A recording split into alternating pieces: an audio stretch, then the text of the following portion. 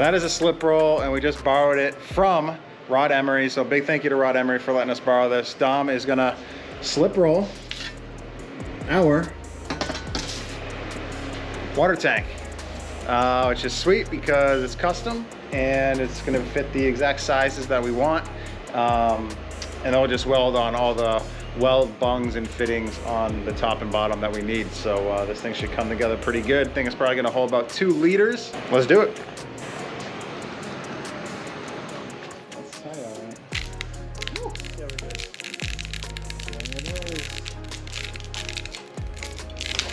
Whoa, look at that. Already halfway there.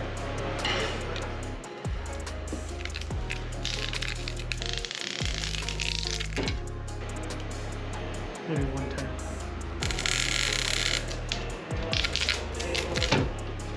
Just like the roll bender, but for sheet metal. We did a tester piece. Came out pretty dang good. And then this is gonna be the actual water tank right here. It came out pretty good. We messed up one corner. So we had to unbend it and then redo one portion of it, but no big deal. It's looking really good. So we'll just be able to wrestle it a little bit into shape so Dom can throw some tacks on there on the seam. And then we still have to order. I'm gonna order some hemisphere end caps like this. Kinda, but in aluminum of course. This is the start of the water tank.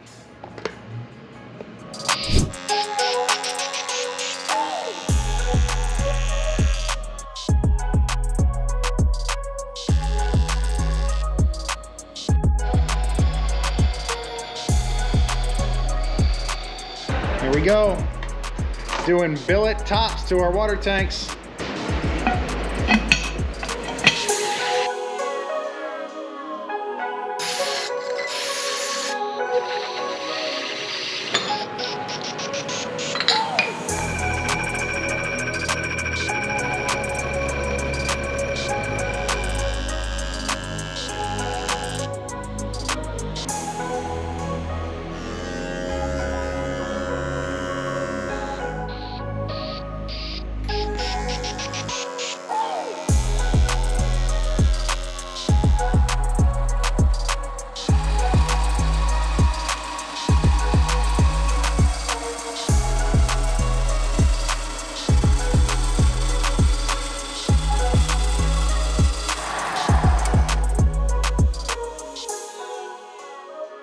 All right, we are back on the water tanks. We got our hemispheres. So we got a 6-inch and a 3-inch.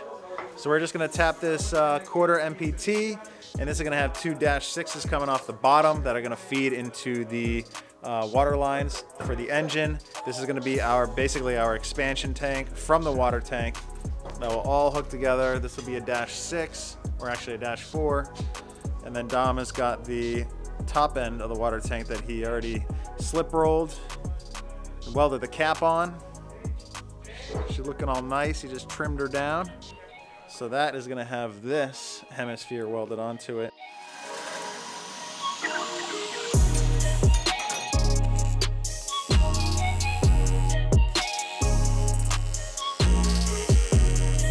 So that is gonna be our expansion tank straw, essentially, which is gonna go to the bottom of the expansion tank, and in case the cap bleeds off any water, it can suck it back into the tank, so the water system actually never loses pressure or any volume of water.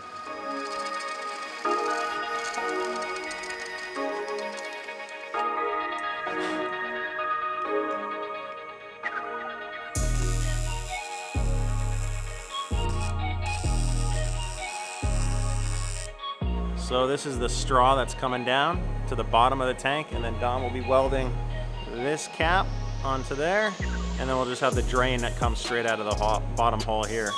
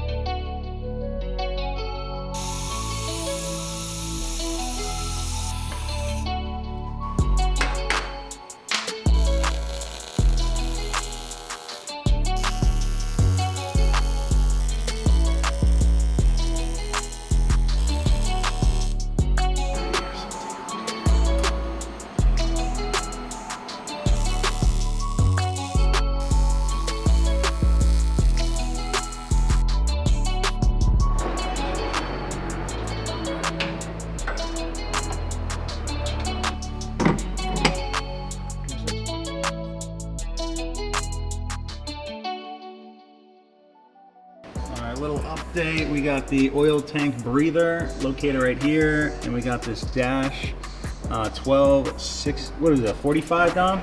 Yeah. 45, and we had a bulkhead fitting that Dom put right through the firewall right here. So this is gonna go straight to the oil tank on the other side, which you can see right there. And then there's another fitting that has to get welded into the top of the tank to complete that. And then the oil system is basically all set up, water system all set up besides plumbing, and we can move on to something else.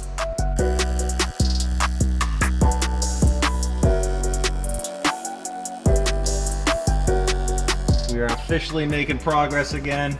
Oil tank is fully done. We just had to weld on another weld bung from Vibrant dash 12. We have our bulkhead fitting coming through the firewall right here. That goes to the breather tank. And water tank's done. Radiators are officially done. We just have to do some plumbing now, which I just put the order in today. It's Index Motorsports, and they're gonna start getting us all the stuff that we need so that we can start getting the plumbing dialed on this thing. The oil tank enclosure is done, and we have the intake on the car. We ordered the intake parts, so there's a lot of stuff coming. Hard line for the fuel, power steering. Just a lot of stuff going down, waiting on a lot of stuff too. So making progress where we can and just keep jamming.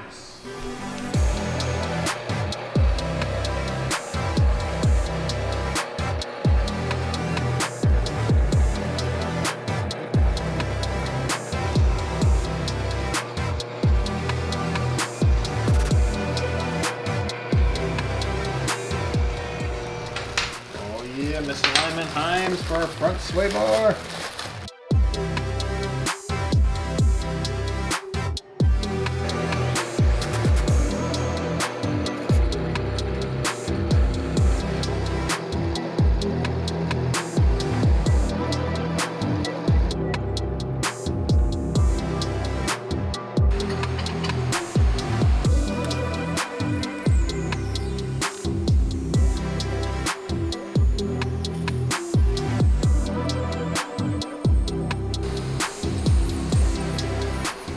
Front sway bar done, baby.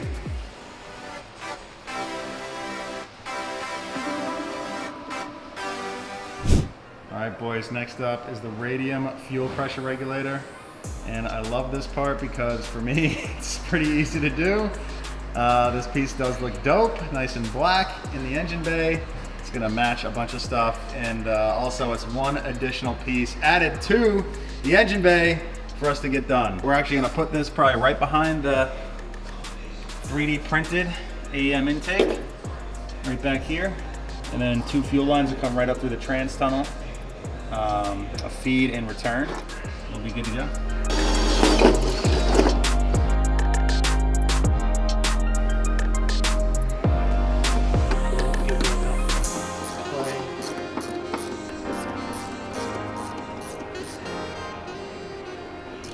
What's up, guys? We're down at Steph's shop. All the cars just got back from the last round of FD.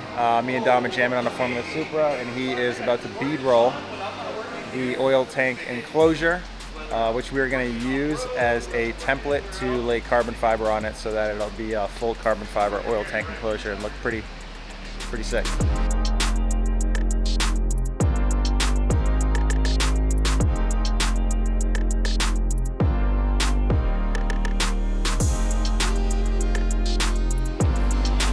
All wrong. Mario. Hi.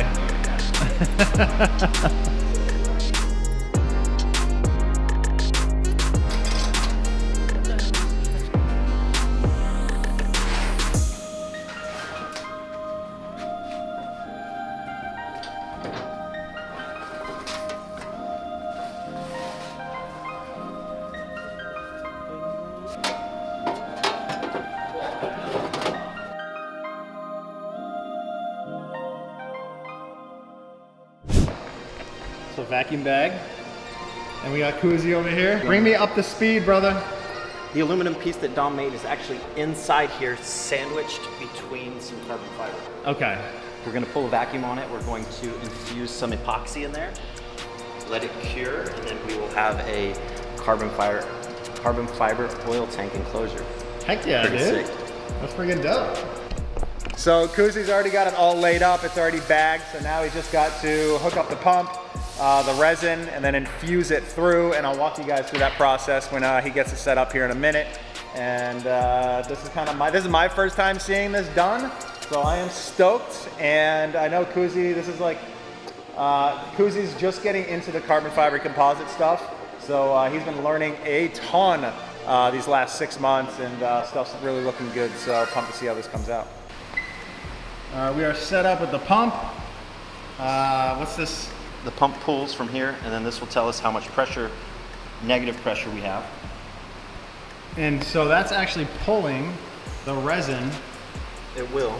through the bag, through the piece of carbon, and then back into here, and then basically sucks all the air back into here. So what we do is we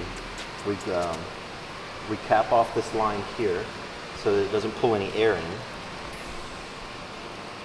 And what we'll be doing is we'll be testing to make sure that the vacuum setup doesn't have any holes in it or leaks. And then once that's sits for a bit and we can verify it with the pressure not moving on the gauge, then we can mix the resin,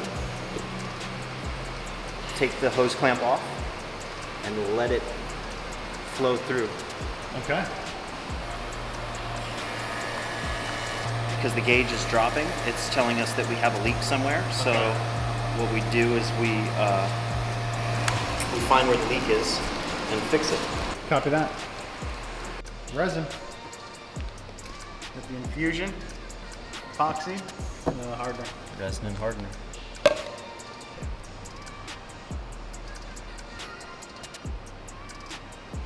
And you're mixing in how many parts? So there's 2 ratios you can do by volume or by weight, and we're doing by weight. So it's 100 grams of resin to 29 grams of hardener. Okay.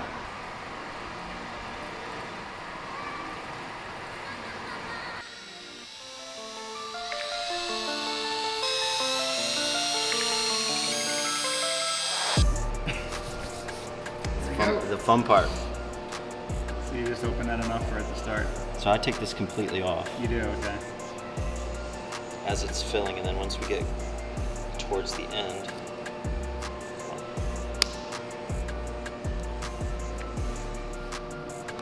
Oh, whoa!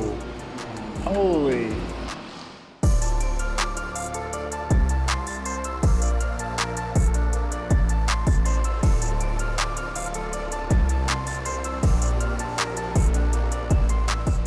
All right, so the resin's pulled all the way through. You can see the indentation from the mold right there, and everything's capped off.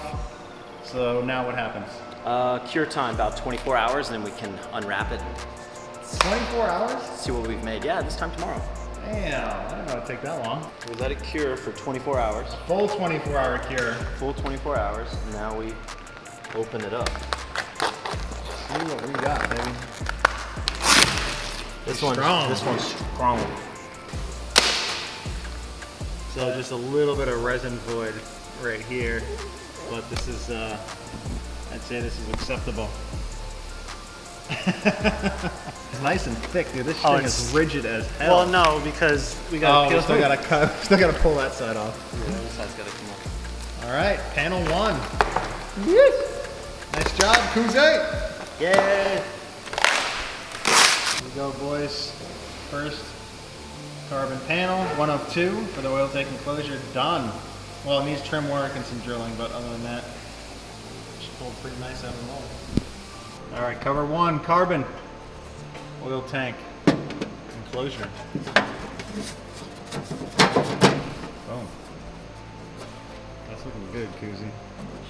Just got to do that other piece and golden.